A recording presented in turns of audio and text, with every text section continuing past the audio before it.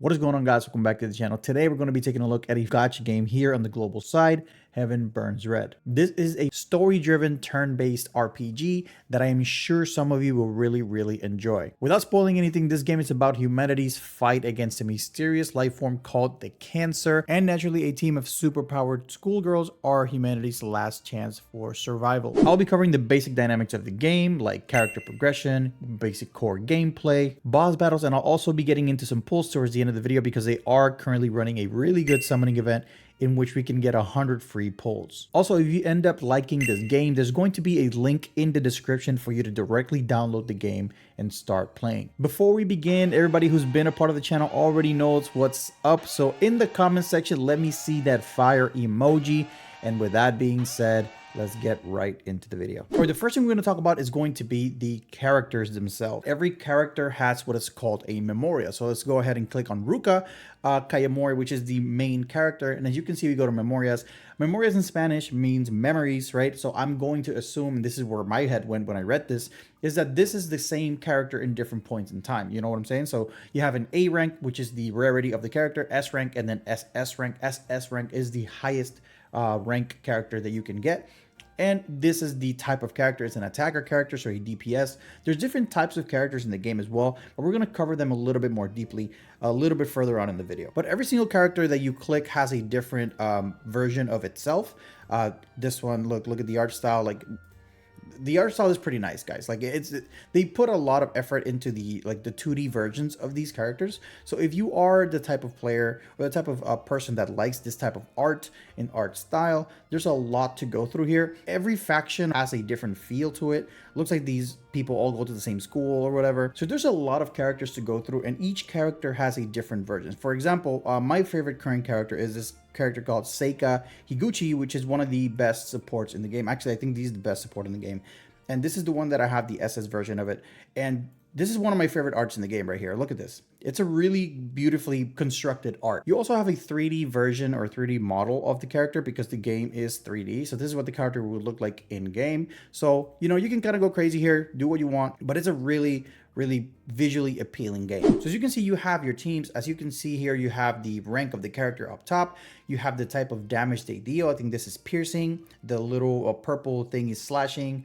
This is, I don't know, poking. I don't know what it is. It also has an element. Some characters have elements. So this Ruka Kayamori is a fire character. This is an ice character. Maria, they whatever. It's an ice character. So they have types and then they have elements. Aside from that, they also have roles. So this is a buffer character, breaker, attacker, debuffer, buffer, healer. There's also different types. There's more of them. There's blaster, and I'll explain what these are in a minute. And there's also defender somewhere. Yeah, defender also. So there's about 7 different types of characters, and you only have a team of 6. So obviously you can't fit one of every type of character inside of the same team. So you're going to have to just pick your 6, and that is it. Sometimes you want to repeat. So I have 2 buffers here, 1 healer. Ideally, I like 2 healers, but I want to try out this character right here. I have a debuffer, attacker, breaker, buffer, blaster. Okay, so I'm going to explain what they are. I'm going to start with the damage dealers because those are easier to understand. There's 2 types. There's the breaker and the attacker. In this game, you have what is called a DP bar, and that is going to be kind of like a shield. You have to get through the shield of your enemies to be able to deal HP damage to them. Breakers deal extra damage to DP, which is the shield. So breakers break shields. Easy to understand. Attackers deal more damage to HP of the enemy. So they do less damage to shields, but more damage to the HP. Once you break the shield with a breaker, you can swap to an attacker and then deliver more damage that way. Now, we also have enemies that are called blasters. So blaster enemies, what they do is there is a multiplier linked to the enemy. So once you break the enemy's DP, you unlock what is called it's like a damage multiplier, and then blaster's job is to buff up that damage multiplier. I think the multiplier can go up to 999, so you can deal up to almost 1000% extra damage if your blaster lets you stack that much. So hopefully that makes sense and I'm not confusing anybody. Now we can talk about sustain or survivability, and here's where we have healers and defenders. So defenders, pretty easy to understand. I'm going to explain that first because it's really easy to understand. Defenders pretty much redirect attacks to themselves, and then they take less shield damage. So essentially they shield your team from being targeted, essentially. So they take all the damage to themselves. Now, healers are a little bit more complex because of the DP mechanic, of the shield mechanic. So healers are not technically healers. They can't heal your HP. For your own characters, once your shield is depleted, you don't get it back. Once your shield is gone, it's gone. And then healers make sure that your shield doesn't disappear. If your shield disappears, you're pretty much going to lose the fight, because if one of your characters loses, if one of your characters dies, the fight is over. You can't just swap in another character. You have to make sure they all live. So healers make sure that your shields are always topped off. So they don't technically heal your HP, they heal your shields. And this is kind of like a weird concept, because you usually you heal HP, you don't heal shields. But in this game, the healing is more towards the shield. So once let's say the enemy breaks all of your shields, at that point your healer is useless, because they're not going to be able to heal you back. I think there's only one character in the game that can replenish the shield, and I think only one time. I don't think I have that character, but I think there's only one character that can do that. And then we have buffers and debuffers. Obviously, debuffers are going to inflict things like defense down, reducing their defense. They're going to reduce the resistance of a certain element, stuff like that. And then buffers will do what buffing is.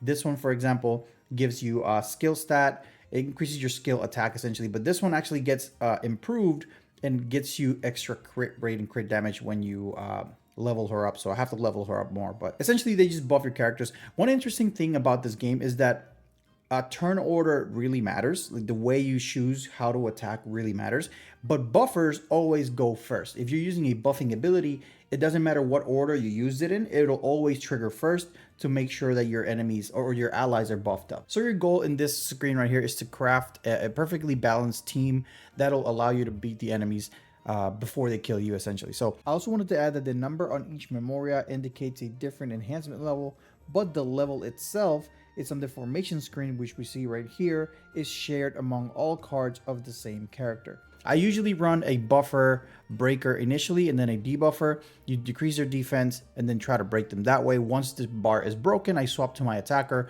swap in another buffer, and then I double buff my attacker and then try to burst them down that way. This healer in particular, she's kind of crazy in a sense because she heals, but she also deals damage. So when she heals, she gets these totems, and then once she is done with the totems, you can use the totems to attack the enemy and deal a lot of damage. She's kind of like a DPS slash healer as well. That's why I'm using her. But for instance, some enemies have resistance to fire. So in that case, I would have to switch my Ruka Kayamori for another DPS that doesn't do fire damage. So if you like strategic team building, this game also has that as well. The gameplay is not that complex, but the mechanics behind the gameplay they are a little bit complex. So if you want to deep and sink your teeth into a complex turn-based game, this is probably a good game for you to pick up. All right, so we're here in the dungeon. So when you get into the dungeon, you're going to be presented with this type of map, and it looks kind of like this, and your goal is to just traverse through it. You are going to run into enemy encounters, so hopefully we do. So we're just going to play this little map. The goal is to reach here where it says the where it has the flag, but if you get to all the other points, you get some extra goodies. So we're just going to go ahead and play through it. You can also set it on auto and it just goes through. Also, you can run into other characters in the middle of the traversal. So this thing over here, if you see this little ball down here in the left, in the lower right corner, this is how close we are to an encounter. Once it starts getting red, you're going to see that we're going to run into an encounter like it just happened right now. So now we're going to run into the battle, and now you're going to see the team that I have set up. In the left side, we're going to have the 3 active characters, which are here on the screen. And then you're going to have the inactive characters right here on the right side of the screen. You can swap them in and out as you please. These being lower level mobs, I'm just going to go ahead and normal attack. I also have to explain that, see this number right here? It's called the skill point. These skill points directly correlate to what attacks you can use. So you have to farm them up. And the way you get them is by just not doing anything. So right now we're just going to go normal attack on everybody, and then you're gonna see that we're gonna go up in skill points after this is done. Boom. Now on our next turn, we're just gonna get more skill points when we come back. See, we got +2 skill points, so now we can start using abilities. So now we can actually swap over here. I'm gonna swap to my healer, quote unquote. But we're actually not gonna heal. So we can actually use these 5 skill points to do some damage. So we're gonna swap. I want to do the breaking first because hopefully we break the shields, and we can't do the we're gonna hit every enemy for shield. This is a break booster. We are going to hit them if we break them, and then I also want to buff. So let's go ahead and see that. Buff the team. Hopefully we break them with this. We did. Boom. And hopefully we get a kill right here. No, we don't.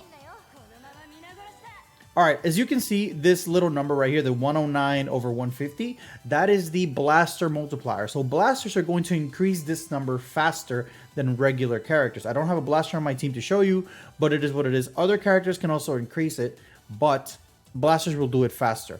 Now that we broke their shields, it's better for us to swap to our attacker, and now we're going to swap to a second buffer so we can actually do some mean damage. Actually, we can swap to a debuffer as well. The order of action is from left to right unless it's a buff. So if we are going to buff, our buff is going to go first, then our debuff, and then we're going to hit everybody else with our attacker. So buff the team, hit him with a debuff. Ooh, we kind of almost one-shotted the whole thing. And bada beam, bada boom. Easy peasy. You get XP, and then you can level them up that way. That's pretty much the cookie cutter version of the gameplay, right? Okay, for good measure, we are going to go ahead and tackle a boss now. We're using the same team because that's the only team I actually have. This is the best team that I can possibly make. We're going to tackle this boss right quick, and I'm going to take you through my approach on how to beat this boss. So off the bat, we notice that the boss is weak to piercing, and he resists the spiky type of damage, but that's good because we have 2 piercing characters.